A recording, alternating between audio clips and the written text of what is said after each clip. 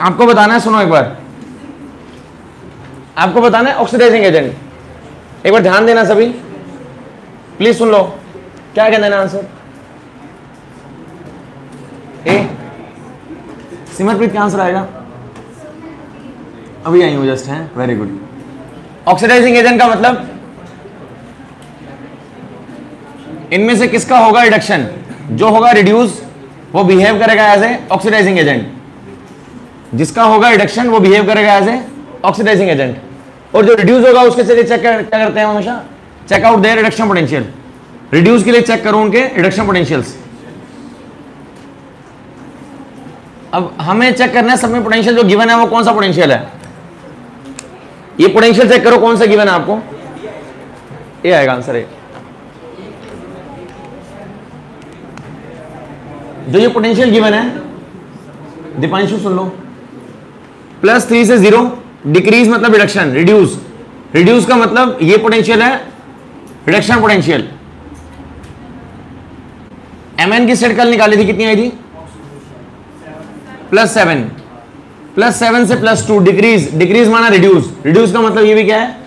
Reduction potential. किसी को state निकालनी नहीं आती तो सुन लो कैसे निकालते हैं। एक दोबारा एग्जांपल दे रहा हूं मैं निकालने के लिए। MnO4 नेगेटिव, ऑक्सीजन की स्टेट -2 होती है, इसकी x मान के निकालो। x 4 × 2 -8, इस पूरे के इक्वल में चार्ज क्या होगा? ये वाला चार्ज -1, तो x आएगा +7, -8 को वहां ले जाओ +7, तो इसकी स्टेट कितनी है? +7, +7 से +2 डिक्रीज, डिक्रीज माना रिड्यूस, रिड्यूस मतलब रिडक्शन पोटेंशियल।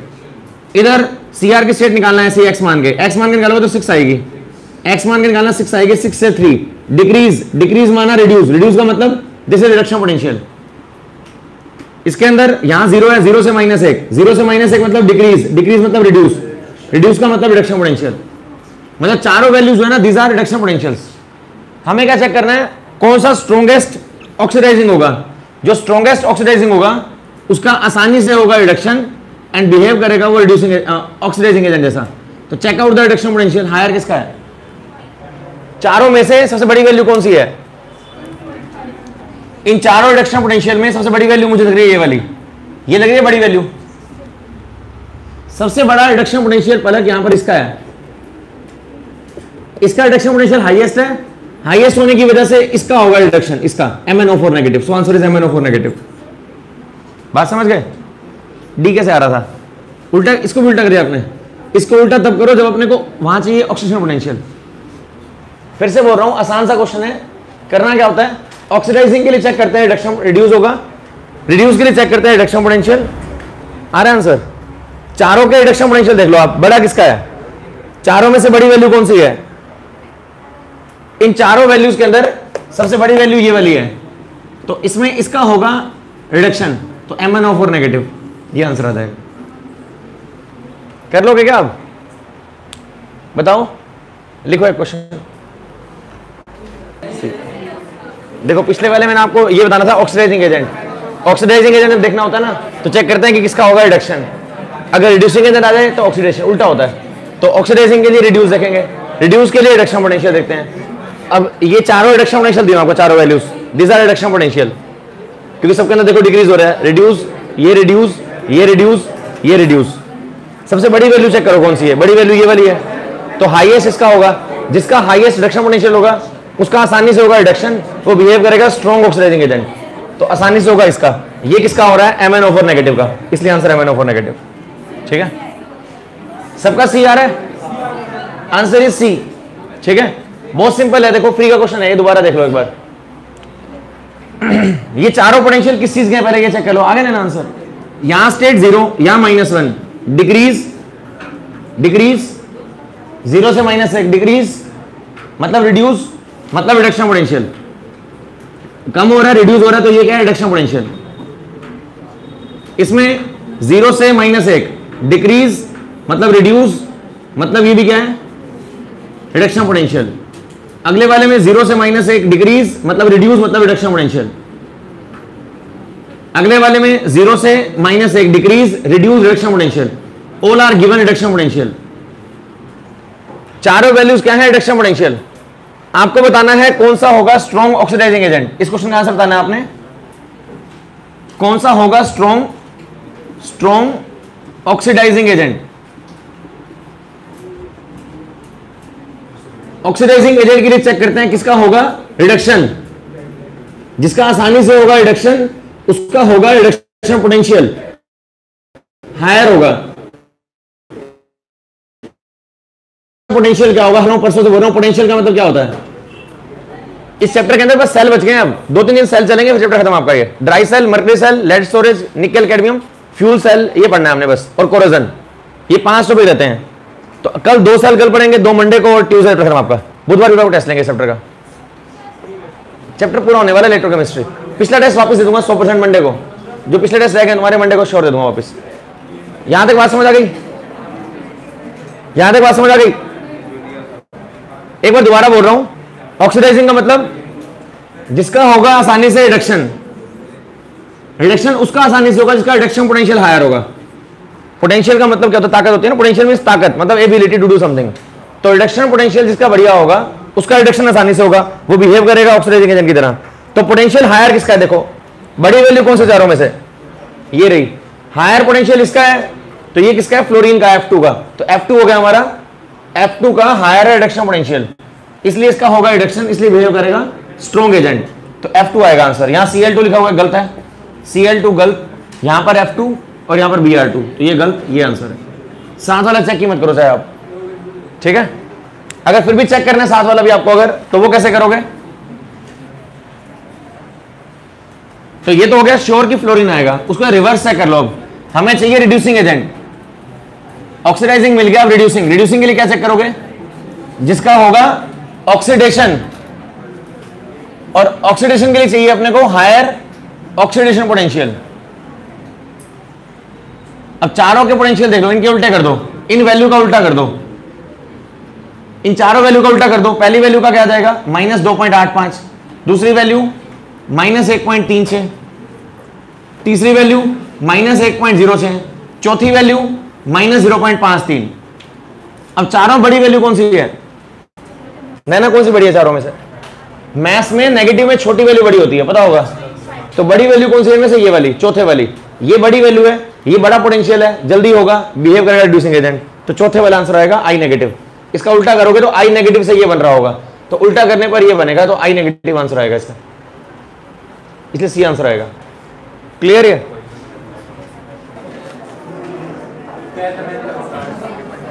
सुनो कैसे करें। एक गैल्वेनिक सेल इज सेटअप, अब चुप हो जाओ 2 मिनट। Very good. Galvanic cell is set up from a zinc bar weighing 100 gram. Zinc की बार गिवन है 100 ग्राम की, ये आपके पास सेटअप। इसमें ये जिंक की रोड है हमारे पास, और इधर कॉपर सल्फेट सॉल्यूशन है।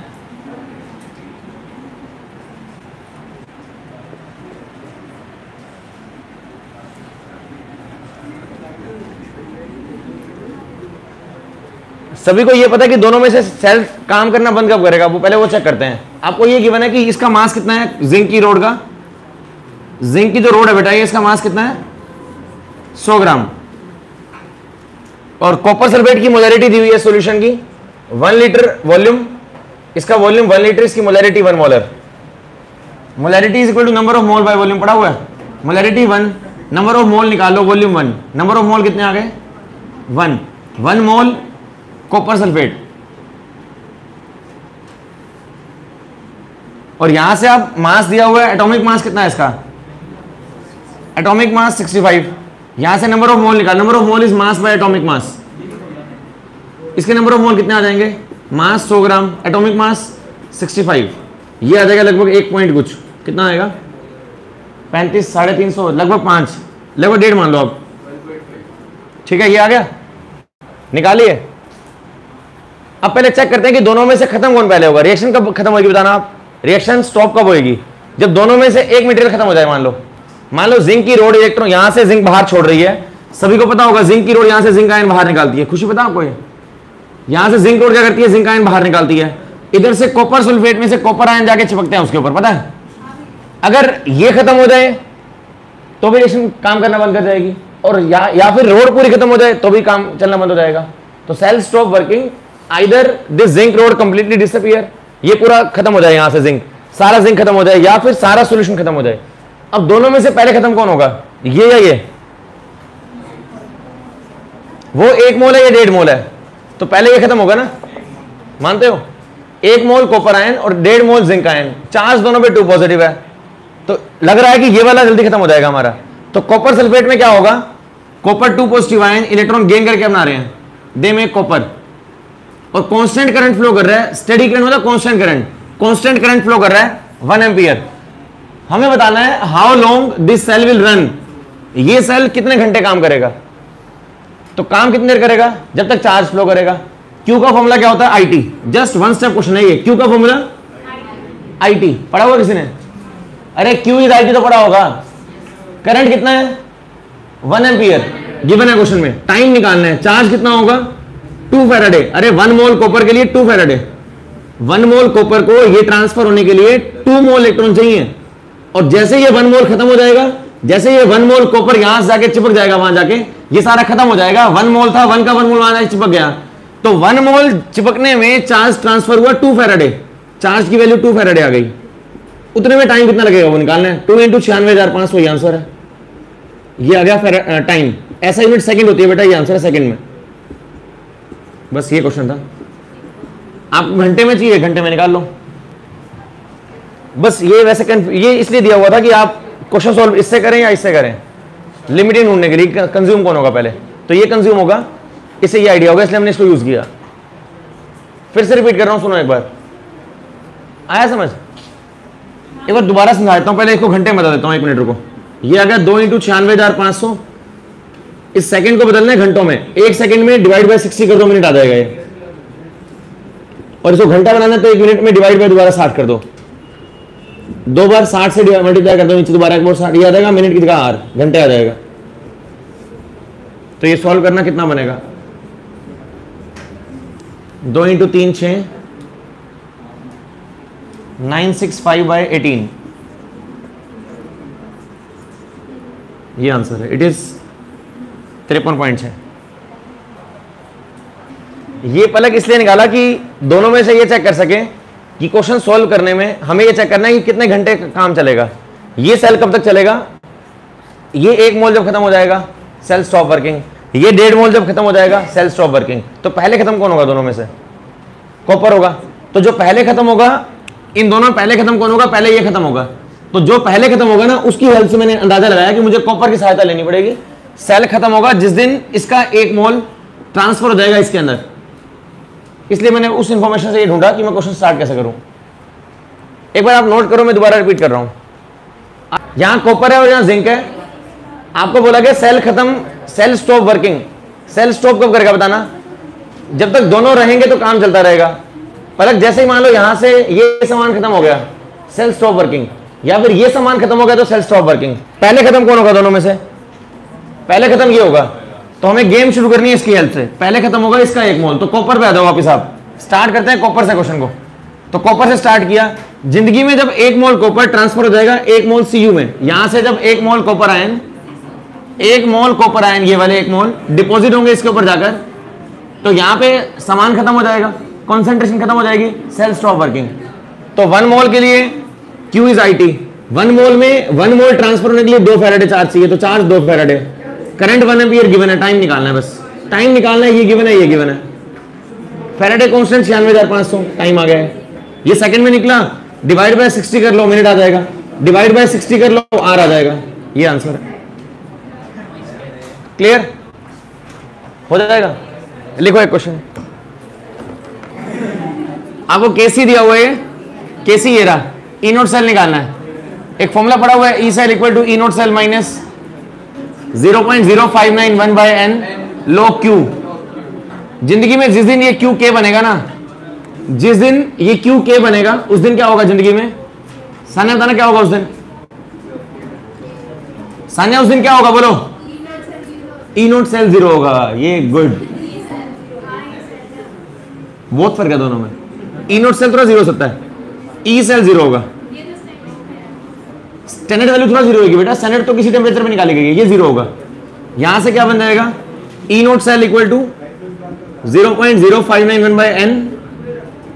n यहां पर कितना है 2, इसने 2 इलेक्ट्रॉन लूज किए, इन्होंने मिलकर 2 गेन किए, तो n 2। रितिका आ गया आंसर, आ गया जैस्मिन का। लोग k की वैल्यू कितनी है, k गिवन है 10 की पावर 12, प्रॉपर्टी होती है, इसको आगे ले आओ। लोग 10 is 1, ये 1 है छोड़ दो, 2 × 6 12, ये आ रहा है 0.354।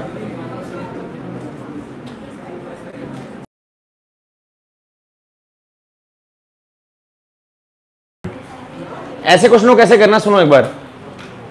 जब भी ऐसा क्वेश्चन आए ना 4 सेट दिए हो, तो आप पहले ढूंढो select the highest reduction potential. Select the highest reduction potential. Reduction मतलब इलेक्ट्रॉन गेन करना। इलेक्ट्रॉन गेन करने का पोटेंशियल सबसे बड़ा किसका है? सबसे बड़ा किसका है देखना, सबसे बड़ा रिडक्शन पोटेंशियल किसका है? इसका। तो इसको एक तो जे में डालो, अपनी डाल लिया। जितना बड़ा रिडक्शन पोटेंशियल उतना जल्दी रिडक्शन करेगा, उतना ज्यादा पोटेंशियल पैदा करेगा। अरे 2 इलेक्ट्रोड है बेटा, एक का लूज करने का बहुत बड़ा पोटेंशियल, एक का गेन करने का पोटेंशियल, जल्दी रिएक्शन नहीं होगी उनकी। अरे तुम में से एक ने देना है मान लो किसी को कुछ, एक ने लेना है मान लो, अगर दोनों की जो लेने वाला है उसकी इच्छा बहुत ज्यादा हो, देने वाले की बहुत ज्यादा हो, तो रिएक्शन जल्दी नहीं होगी? आप बताओ, जल्दी नहीं होगी?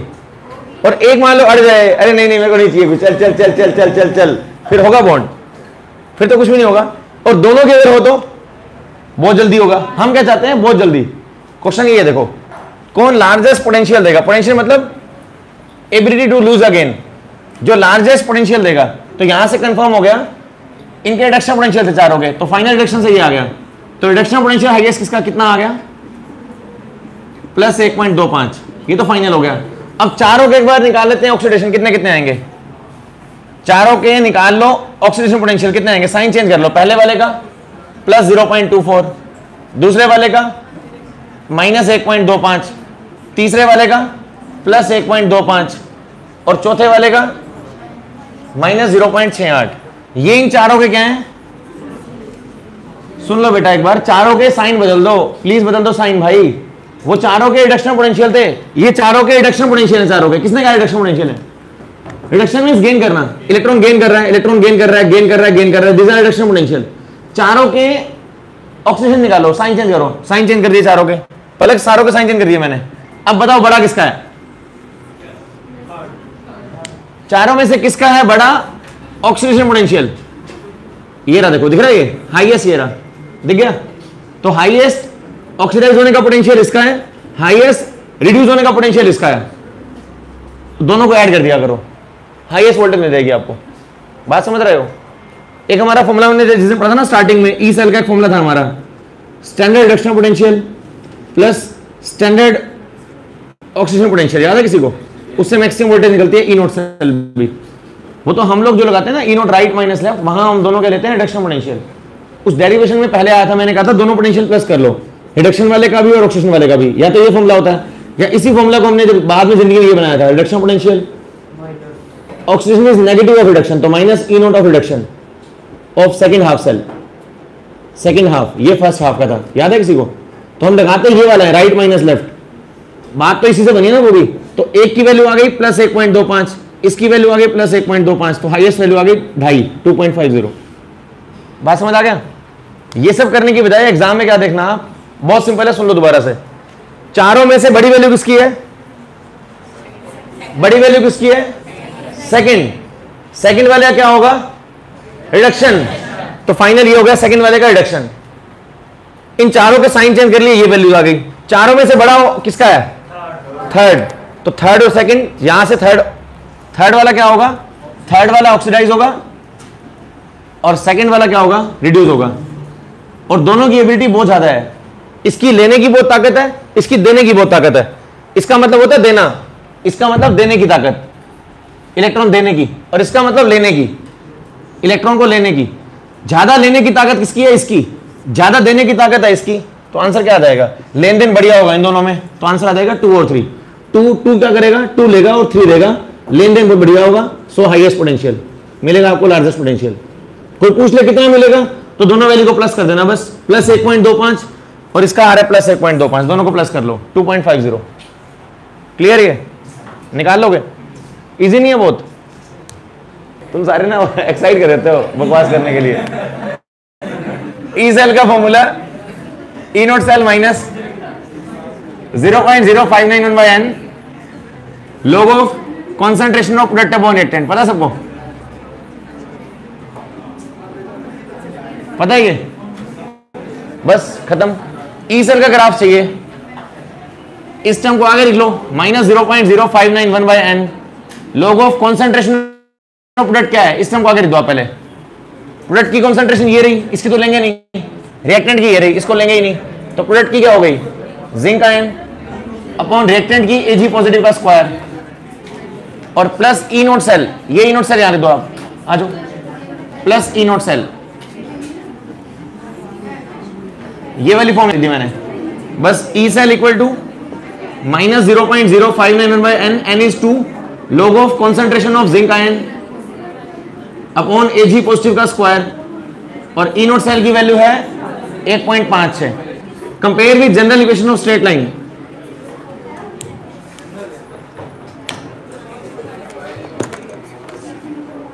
General equation y is equal to mx plus C. बेटा कंपेयर कर लो y is equal to mx plus C से, तो y के लॉन्ग ई सेल, y के लॉन्ग ई सेल ये रहा, y के लॉन्ग ये रहा, x के लॉन्ग ये रहा, बेटा x के लॉन्ग ये लेना, ये x के लॉन्ग ये रहा, x के लॉन्ग ये रहा, उसके बाद स्लोप क्या है इसका, ये रहा slope, slope negative, m negative आ रहा है, स्लोप नेगेटिव मतलब ग्राफ नीचे जाएगा, और इंटरसेप्ट क्या है, इसको बोलते हैं इंटरसेप्ट, इंटरसेप्ट c को बोलते हैं, इसकी वैल्यू है पॉजिटिव, तो इंटरसेप्ट पॉजिटिव, स्लोप नेगेटिव, तो इंटरसेप्ट पॉजिटिव ये रहा, इसको बोलते हैं इंटरसेप्ट, और स्लोप नेगेटिव, नीचे आ रहा है तो slope negative, so answer is B. ऐसा तब पॉसिबल है कि हमारे पास जब ये कट जाए, log 1 बन जाए और 0 हो जाए, इसका कोई रोल ही ना हो, तब ये बराबर होंगे। आ रहा है समझ, क्या आ रहा है समझ रितिका? अरे क्लियर है क्या सबको? क्लियर है?